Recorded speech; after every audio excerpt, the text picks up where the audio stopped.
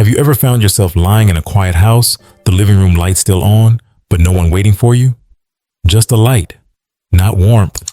There are kinds of loneliness that have no words, like preparing a full dinner for one, like turning on the TV just to hear a voice, not to actually watch anything. In America, where everyone is busy living their own life, people like Mr. Tan, 65 years old, are becoming more and more common. He once had a happy family, but after his wife passed away and the children grew up and drifted away, all that remained was a spacious house and an empty heart.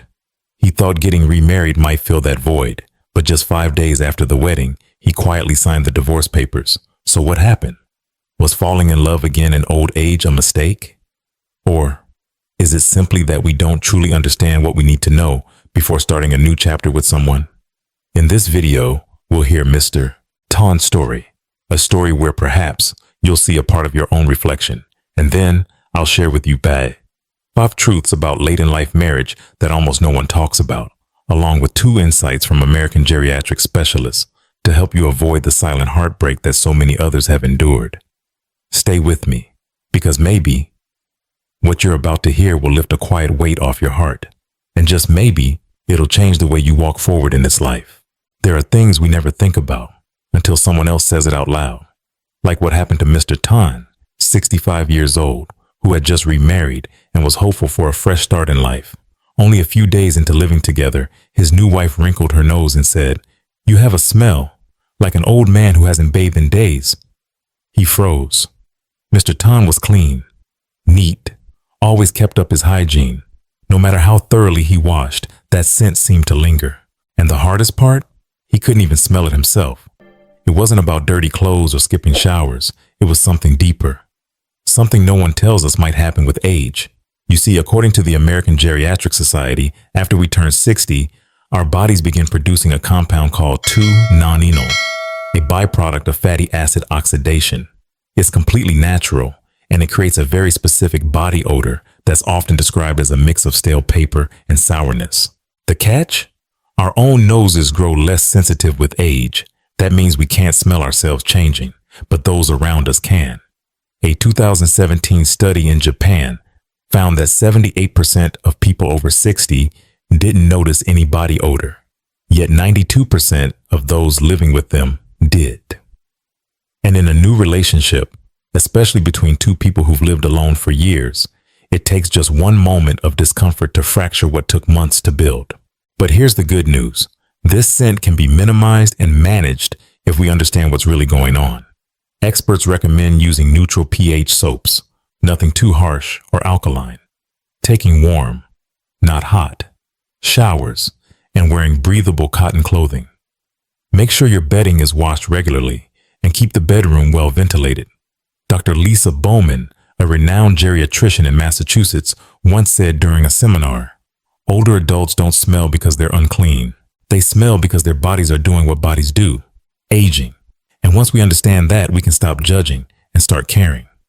You see, sometimes a small truth we overlook can quietly undermine a new connection. But with the right knowledge, we can rebuild bridges, not with perfume, but with compassion and self-care. So let me ask you, have you ever felt distant from someone because of a scent? Or has someone ever pulled away from you for a reason you didn't understand at first? If this resonates, I'd love for you to share your thoughts in the comments. And if you believe this is a conversation more people need to hear, tap that like button and help us spread the message. But smell is just the surface. What truly shatters trust in relationships later in life is something far more personal. Something Mr. Tan learned the hard way, not because he was poor, but because he trusted too much. Let's pause here for a moment, because what happened with Mrs. Mai wasn't just about finances. It was about trust. It was about a man who believed in second chances, who wanted so badly to build something real again that he gave everything without asking for anything in return. But life, especially later in life, teaches us that love needs more than sincerity. It needs clarity. It needs protection. And sometimes it needs us to rewrite the rules we once thought were carved in stone. Mr. Tan's story isn't rare. Across the country, many older adults are stepping back into love with open hearts, but closed eyes, still holding on to a definition of romance from decades past. Yet the world has changed. Expectations have changed. And if we want to preserve both our love and our independence, we need to change with it. Because the real tragedy here isn't just what Mr. Tan gave up. It's what he lost along the way. His sense of safety, his sense of being anchored in his own life. And that loss, as painful as it is, leads us to something even deeper. Because as hard as it is to rebuild trust after betrayal, it's even harder to rebuild connection with your own children when the people you choose to love aren't the ones they hoped you would. Let's talk about what happened next when love from one person created distance with the people who were supposed to be closest. There's a kind of heartbreak that doesn't come from betrayal or harsh words, but from realizing too late that your trust was given too quickly and to the wrong person. Mr. Tom believed in love. After spending being years alone following the loss of his wife, he finally met someone. Mrs. May, 62, bright, graceful, kind. For the first time in over a decade, he felt hopeful again. And when she smiled, when she reached for his hand during a walk, it felt like the quiet promise of a new beginning. So after just 5 months of getting to know each other, he gave her everything. His savings account, the title to his house, his monthly pension deposit. He told himself it was a gesture of commitment, a way to show he had nothing to hide, and maybe he didn't. But what he also didn't have was protection. Here in the US, more and more older adults are entering new relationships later in life. But unlike in our younger years, falling in love after 60 isn't just about hearts. It's about homes, retirement accounts, wills, and lifelong savings. The emotional stakes are high, but the financial ones, sometimes even higher. Dr. Karen Mendez, an elder law specialist from California, often tells her clients, a prenup isn't a sign of doubt, it's a sign of wisdom, of preserving the peace, of saying, I trust you, but I also need to protect what I've built over a lifetime. It's not about love or suspicion. It's about ensuring that love isn't confused with financial dependency and that future misunderstandings don't rob you of both money and dignity. Many seniors, like Mr. Tan, were raised in a time where trust meant full surrender, where handing someone the keys to your life was romantic. But times have changed, and so should our approach to protecting what matters. Because sadly, when Mrs. Mai left, she walked away not only with Mr. Tan's heart, but with control over his finances too. He didn't lose millions, but he lost peace of mind. And that's something harder to get back. So let me ask you, do you believe having a financial agreement before remarriage is a lack of trust or a form of love in itself? A way to say, I want us to be clear so we can be safe. Leave a comment below and let me know what you think. And if this part of the story made you pause, maybe someone else needs to hear it too. Hit that like button and share it with someone who might need this gentle reminder, because love at any age deserves to be cherished, but it also deserves to be protected. And while money may complicate love, what complicates it even more is when the people we love don't love the people we choose. That's the heartache Mr. Tan faced next, not from his partner, but from his children. Let's talk about that. Some heartbreaks don't come from arguments or betrayal, but from trusting too soon, too deeply, only to find out the person you gave your heart to didn't truly see your worth. After more than a decade of solitude, Mr. Tan, 60, living in San Jose, California, felt something awaken again. Mrs. Mai entered his life like a gentle breeze, kind, attentive, and for the first time in years, he felt needed. Within 5 months of dating, he gave her everything, his savings, the deed to his home, and full access to his monthly pension. He told himself it was a gesture of trust. I have nothing to hide. But the truth is, love in our later years isn't just about feelings. It's about property titles, retirement funds, inheritance, and the legacy we leave behind when we're gone. No one teaches us how to love again after 60. No one tells us that to protect love sometimes, we have to protect ourselves first. Across the United States, more and more older adults are choosing to remarry. But quietly, more are also walking away from those marriages with nothing, no security, no savings, and no safety net. Karen Mendez, an elder law attorney in California, once said at a senior legal workshop, a prenuptial agreement isn't about suspicion, it's about clarity. It doesn't block love, it protects it. It's how you say, I want us to be safe, even if life turns out differently than we hope. Mr. Tan wasn't poor, but when Mrs. May left, she took not only his savings, but his sense of safety. He didn't just lose money, he lost peace of mind. The quiet confidence that he was in control of his life. And at that age, that loss stings deeper than most. Many believe that when you're older, you love with abandon because there's no time to waste. But precisely because we're in life's final chapters, every choice we make matters more than ever. So what do you think? Is a financial agreement before marriage a lack of trust, or is it a wise way to protect love from being misunderstood? I'd love to hear your thoughts. Drop a comment below. And if this story struck a chord with you, don't don't keep it to yourself. Hit like and share this message. Because sometimes the right advice at the right moment can save someone from losing everything they've spent a lifetime building.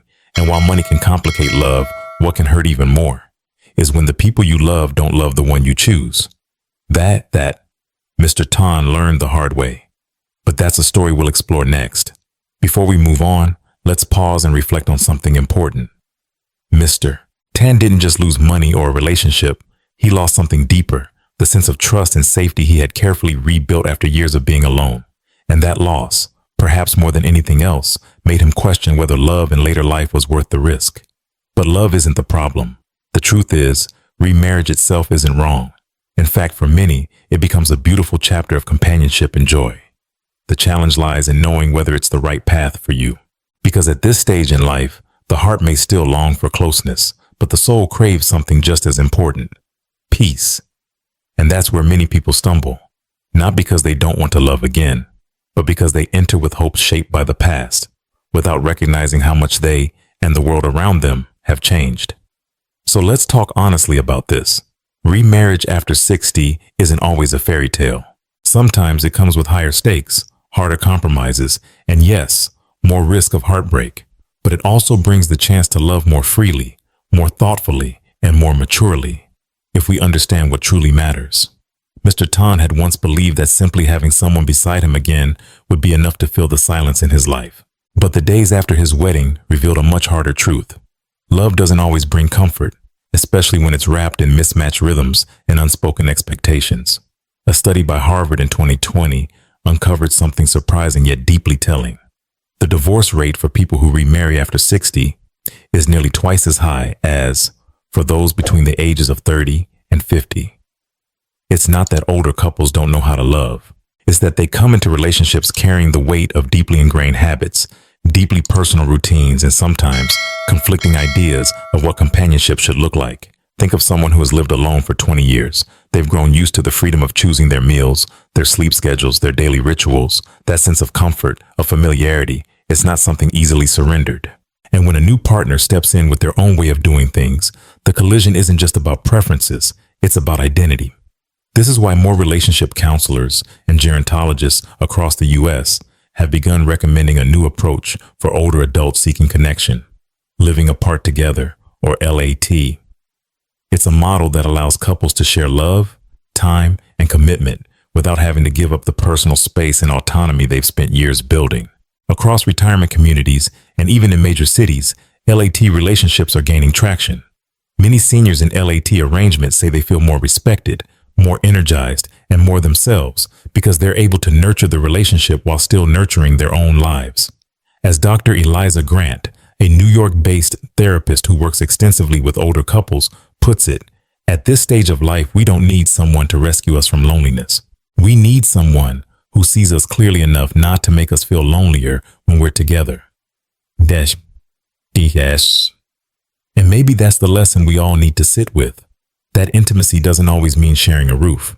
Sometimes it means sharing values, moments, and space without the pressure of rearranging your entire life. So what about you? Do you think living together before marriage is helpful for seniors or unnecessary? Have you ever considered living apart together as a way to protect your independence while staying open to love? Leave your thoughts in the comments. I'd love to hear your perspective. And if this resonated with you, go ahead and tap that like button. Share it with someone who may be navigating the same questions. Because for some of us, love in later life isn't about starting over with someone new. It's about finally choosing to start within. And that's the quiet revelation Mr. Tan would slowly begin to understand in the days that followed. But love in later life isn't only tested by a new partner. Sometimes the deepest pain comes not from strangers, but from the people we thought would always be by our side, our children and grandchildren.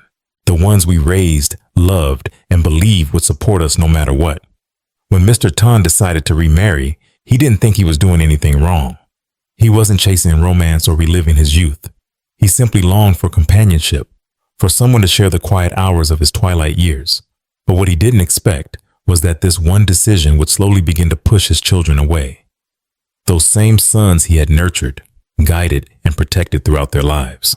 That's when he began to understand a different kind of loneliness, one that doesn't come from sleeping in an empty bed, but from sitting across an empty dinner table during the holidays, a kind of silence that isn't caused by absence, but by unspoken distance between parent and child, especially when love later in life is seen as a replacement. Since the wedding, Mr. Tan's sons, who used to visit weekly, had grown distant. They didn't argue. They didn't protest. They just quietly disappeared. Fewer calls, missed dinners, and eventually no explanation at all. That's when Mr. Tan realized, without anyone needing to say it, that in their eyes, his remarriage felt like a betrayal of their mother, the woman they still held in their hearts. Heartbreaking, isn't it? When happiness finally knocks on your door, only to find the ones you love most slipping away through the cracks. And Mr. Tan isn't alone. On forums like AARP and Reddit, many older adults across the U.S. have shared similar stories, feeling emotionally distanced or even subtly punished by their children after finding love again. One woman wrote, "I didn't just lose my husband, I'm losing my daughter too, just because I chose to be happy one more time."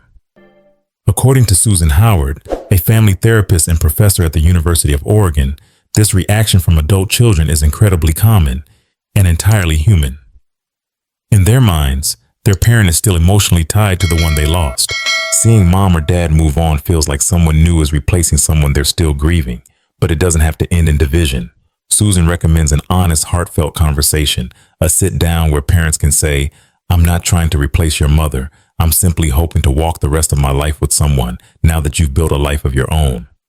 We don't need to convince our children to approve overnight, but we can help them understand that a new love doesn't erase the old one. That everyone at any age deserves to pursue happiness, even at 60, even at 75, even at 90. Have you ever faced a situation like this, or wondered how your children might react if you chose to remarry someday? How would you explain your heart in a way that helps them keep theirs open too? Please share your story or your thoughts in the comments below. You never know. Your experience might be the light someone else needs to make one of the hardest decisions of their life. And if you believe this topic deserves more attention, give it a like and share it. There are so many older adults out there silently wondering if it's okay to hope for love again. Let's help them feel seen, heard, and validated. Because maybe what Mr. Tan learned most from all of this wasn't about who stayed by his side, but about discovering that he could stand on his own with kindness, patience, and compassion for himself. And in that quiet discovery, a new chapter was just beginning. After all the upheaval in life, perhaps the greatest lesson Mr. Tan came to understand wasn't about finding someone to fill the void, but about learning to move forward with himself, gently, patiently, without fear or rush. Many people over 60, even into their 70s, believe loneliness comes from lacking a companion. But sometimes, what we truly lack is connection with ourselves, the peace that comes not from another person, but from feeling truly alive and present in our own skin. There's a quote I once read on the Aging Gracefully forum that stayed with me. The richest person isn't the one with the most company, it's the one who can sit alone in silence and still feel full. According to recent studies from the National Institute on Aging, older adults who live independently and prioritize self-care, physically and emotionally, tend to have stronger immune systems, lower rates of depression, and most importantly, greater emotional resilience when facing life's changes. Dr. Michael Landon, a respected geriatric specialist in Washington, once said in a community seminar, "No one can be a better friend to you than you." When you take care of yourself with kindness and consistency, you stop needing someone to save you. You begin wanting someone who simply walks beside you. To nurture that inner peace, start small. Join a local club. Sign up for a dance class. Go on a seniors-only group trip. Or just wake up early, make yourself a warm cup of tea, read a few pages of a book, and sit quietly with the morning light. An 83-year-old woman once shared on Reddit, "I used to be afraid of living alone. Now my cat, the book I'm reading, and a short nap after gardening, those are the things that make life beautiful again." And what about you? Have you ever tried living alone and truly enjoying it? Have you ever felt content in your own company, in your own space, with your own thoughts? Share your reflections with our Golden Wise Elders community in the comments. Let's inspire each other to embrace this season of life not as a waiting room, but as a time of growth, joy, and quiet strength. And if you believe that loving yourself is the foundation for all other love, tap share on this video, because someone out there may need to hear this exact message to start a journey not towards someone else, but back to themselves. Sometimes the most powerful love story we'll ever live is the one where we finally treat our own heart with the care it always deserved.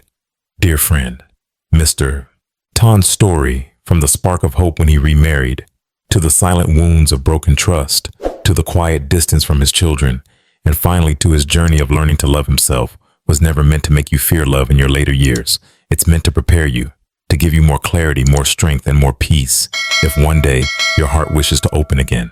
Because love, at any age, is beautiful, especially when it blooms from a soul that has learned how to be at peace in its own solitude.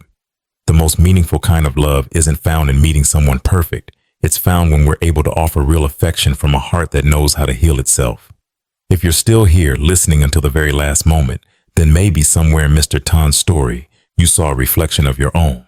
Maybe it's the quiet ache of being alone in a house once filled with laughter. Maybe it's the emptiness after meals where no one waits. Or maybe, just maybe, it's the quiet longing to be seen, to be held, to walk with someone again, even if your heart is tired and your youth is long gone. We don't need to hide those feelings, not anymore. At this stage in life, we have nothing left to prove, but that doesn't mean we should stop dreaming. Love in later life doesn't shout like it once did. It speaks gently. It needs more understanding, more patience, and most of all, it needs to grow from a heart that knows how to love itself first. If there's one thing I hope you carry with you after this video, it's this. You are still worthy of happiness. You are still worthy of love, and you are never truly alone on this journey.